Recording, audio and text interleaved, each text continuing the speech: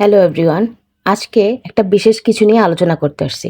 Thumbnail দেখে অবশ্যই কিছু একটা আন্দাজ করতে পারছেন। ভাবতেছেন যে আমি কিছু একটা নিন্দা মশকরা তো অবশ্যই করব। আসলে পুরো ভিডিওটা না দেখলে আপনারা বুঝতে পারবেন না যে আসলেই আমি কি করতে চাচ্ছি। আমাদের দেশে জনপ্রিয় কিছু কাপল ব্লগারের মধ্যে ফাহিম ভাই, তার ওয়াইফ মুস্কান আপু, সে কিছুদিন আগে থাইল্যান্ড গিয়েছে এবং থাইল্যান্ড গিয়ে say how much of this price, how much of this price, how much of this price করতে করতে তার মুখ ব্যথা হয়ে গেছে। এটা নিয়ে আমার কোনো সমস্যা নাই বা আমার কোনো আগ্রহ নাই। কিন্তু আমার আগ্রহ তৈরি হয়েছে আপনারা যে সবাই ভিডিও বানাচ্ছেন, মুস্কান আপুর ভিডিও দেখে how much of this price, how much of this price, how much of this price. আমার কানটা বিশেষ করে বেশ ঝালাপালা হয়ে গেছে ভাই। যারা থাইল্যান্ডে গেছে বা অন্য কোনো জায়গাতে গেছে তারা একটু হলেও জানে যে থাইল্যান্ডে গেলে কোন ভাষা চলে, বা অন্য কোনো জায়গাতে যারা এশিয়ার কিছু কিছু কান্ট্রি আছে যেসব জায়গাতে নিজস্ব ভাষাই চলে, তাদেরকে নিজ ভাষা ছাড়া অন্য কোনো ভাষায় আপনি বলাতে পারবেন না। তারা ভাষা জানে না, আর জানলেও বলবে না। আর শুধু থাইল্যান্ড কেন, দক্ষিণ এশিয়ার এমন অনেক দেশ আছে যে দেশে ফার্স্ট ল্যাঙ্গুয়েজ তাদের মাতৃভাষা, নিজ দেশের মাতৃভাষা, তারপরে তারা অন্য কোনো ভাষা ট্রাই করে। এখানে যেমন বাংলাদেশে বাংলা ভাষা, ভারতে হিন্দি ভাষা, পাকিস্তানে উর্দু ভাষা, নেপালে নেপালি ভাষা, শ্রীলঙ্কায় সিংহলি ভাষা, ভুটানে জংখা ভাষা, পূর্ব এশিয়ার চীন, জাপান, দক্ষিণ কোরিয়া, উত্তর কোরিয়া, দক্ষিণ এশিয়ার Thailand, Myanmar, Vietnam, Indonesia, Cambodia, Philippines, আর মধ্য এশিয়ার মধ্যে আছে কাজাকিস্তান, উজবেকিস্তান, তাজাকিস্তান।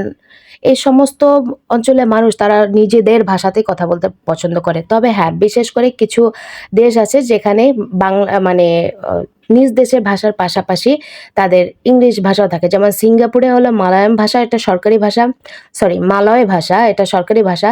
তবে ইংরেজি এবং ম্যান্ডারিয়ান তামিল ভাষাও কিন্তু সিঙ্গাপুরে চলে। আর ফিলিপাইনো ভাষা আছে তো অবশ্যই, তার উপরে তারা ইংলিশ ভাষাটাও বেশ চর্চা করে। পৃথিবীর বেশিরভাগ দেশই তাদের নিজস্ব ভাষা, সংস্কৃতি এইসবের প্রতি বিশেষ খেয়াল রাখে এবং তারা মনে করে যে তারা নিজ ভাষায় কথা বলতে পারলে তাদের শান্তি। আপনারা টুরিস্ট এরিয়ার যেকোনো জায়গাতে যাবেন, বিশেষ করে আমি থাইল্যান্ডে গেছি, আমি থাইল্যান্ডের কথাটাই বলছি। যেহেতু মুস্কান আপুও গেছে থাইল্যান্ডে, সে থাইল্যান্ডে যেয়েই আজকে বিতর্কিত হচ্ছে, বেশ ট্রলের শিকার হচ্ছে। আমিও গিয়েছি, তাই আমি আমার অভিজ্ঞতাটা আমি বলছি। থাইল্যান্ডে আপনি যত সুপার শপে যাবেন, দোকানে যাবেন, একটা সবজি বাজারে যাবেন, বড় বড় ইন্টারন্যাশনাল মলে যাবেন, সেখানে গিয়েও দেখবেন যে তারা থাই ভাষা ছাড়া অন্য কোনো ভাষা তারা বলবে না। তারা জানলেও বলবে না। তাদেরকে তখন আপনি কিভাবে বুঝাবেন? আমিও তো যখন প্রথমে গেছি তখন আমি গিয়ে বলছি, জিজ্ঞেস করছি how much of this price. তারা কিন্তু বোঝে না, তারা একদমই বোঝে না। তখন ১ দিন ২ দিন যখন এরকমের হয়েছে তখন তারপরে আমি চিন্তা করলাম যে না, তাদেরকে তো বুঝাতে হবে। যেহেতু তাদের দেশে এসেছি, তাদের সংস্কৃতিটা আমরা দেখতে এসেছি, উপভোগ করতে এসেছি, অবশ্যই তাদের সাথে আমাদেরকে চলে মানায় নিতে হবে। সেক্ষেত্রে তখন আমি কি করলাম, Google Translate-এর সাহায্য নিলাম। অনেক সময় এমন কিছু ওয়ার্ড আছে যেগুলা সে Google ওয়ার্ড করে দিলেও বুঝতে পারে না। যেমন এখানে এই ভদ্রলোক, উনি ছিলেন আমাদের ড্রাইভার। এই ড্রাইভার সেও কিন্তু থাই ভাষা ছাড়া বলতে পারে না। তাকে বলা হচ্ছিল যে তুমি বলো, তুমি বলো। কিন্তু তারপরও সে বলতে পারছে না। কিসের জন্য? সে ইংরেজি ভাষা জানে না।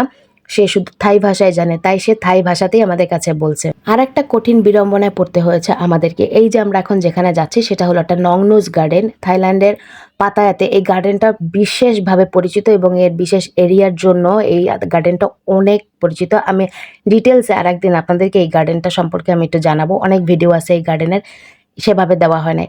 কিন্তু বিশেষ কথা হলো যে এখানে যখন আমরা গিয়েছিলাম, এখানে আমাদের সারাদিনের ভিজিট করার শেষে আমরা ১০ জনের যে টিম ছিলাম, সেই ১০ জনের টিমের ভিতরে আমরা বাচ্চাসহ আমরা ছিলাম ৪ জন।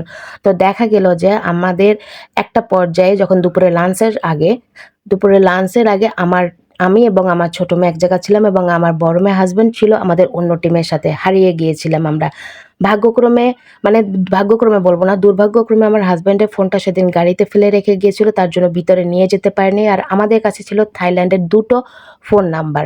একটা আমার কাছে ছিল, একটা দাদাভাইয়ের কাছে ছিল। সেক্ষেত্রে এখানে যে আমি এত মানুষকে জিজ্ঞেস করছি যে আমার হাসব্যান্ড বলছিল যে আমি হাতির শেডের কাছে আছি, বড় শেডের কাছে। তা আমি তাদেরকে বোঝাতে পারতেছিলাম না যে হোয়ার ইজ দ্য শেড। এই যে জিজ্ঞেস করছি তারা এটাও বুঝতে পারছিল না যে আসলে আমি কি বলতে চাচ্ছি।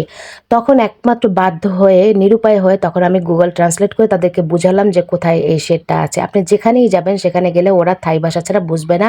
আপনাকে অবশ্যই গুগল ট্রান্সলেট করতে হবে। তারপরে আমার ছোট মেয়েটা যখন জলপিপাসায় কাতর হয়েছিল তখন আমার কাছে কোনো থাইল্যান্ডে ভাত ছিল না। আমি একটা শপে গিয়ে বললাম যে, "আমার কাছে কোনো ভাত নেই।" মানে আমি ইংলিশে বললাম, "আমার কাছে কোনো থাই ভাত নেই। প্লিজ আমাকে একটু ১ গ্লাস পানি খাওয়াও।" আমার ছোট মেয়েটা খুব তৃষ্ণার্ত। তারপরে তারা বুঝতে পারল যে তাদের কাছে আমি আসলে কি চাইছিলাম এতক্ষণ। তো তারপরে তারা আমাদেরকে ১ বোতল জল এনে দিল। তারপরে মেয়ে জল খেলো। এরপরও আমি আমাকে খুঁজে পাচ্ছিলাম না। আমার অন্য টিমকে সবার কাছে জিজ্ঞেস করছিলাম, Google ট্রান্সলেট করে বুঝাতে চাচ্ছিলাম কিন্তু কেউ বুঝতে চাচ্ছিল না। অলমোস্ট এটাই বোঝা যায় যে যেখানে যাবেন আপনি যে এই যে থাইল্যান্ডে গিয়েছেন বা মুস্কান আপুও যে গিয়েছে, গিয়েই যে বারে, বারে বলছে যে how much of this price, how much of this price আপনারা ট্রোল করছেন। কিন্তু আসলে সত্যি কথা এটাই যে দেখেন ট্রেন্ডিং বিষয় চলতেছে তাই সবাই ট্রোল করতেছে। কিন্তু সবাই ট্রোল করাটা দেখে কিন্তু আমার চোখে পড়ছে। তাই আমি নিজেও এখানে গিয়ে এই সমস্ত জিনিসের আমি ফেস করেছি। তার জন্যই আমার মন থেকে মনে হলো যে না আমি একটা ভিডিও করি। সবাই ট্রোল করছে, আমি একটা ভিডিও বানাই যেখানে অন্তত মানুষ একটু বুঝতে পারবে। মানুষের ভুল ধারণাগুলা ভাঙবে যে একটা মানুষকে নিয়ে না জেনে না বুঝে ট্রোল করা ঠিক না। হয়তো মুস্কান আপুও পরে বুঝতে পারছে যে ওরা এই ভাষাটা বোঝে না। সেও হয়তো Google Translate এর সাহায্য নিয়েছে। তাই আশা করি মানুষকে নিয়ে ট্রোল করার আগে একটু হলেও বুঝবেন। আমার ভিডিওটা কেমন লেগেছে, আমি আপনাদেরকে কোনো কিছু বুঝাতে পেরেছি কিনা এটুকু অন্তত আমাদেরকে কমেন্ট বক্সে জানিয়ে যাবেন।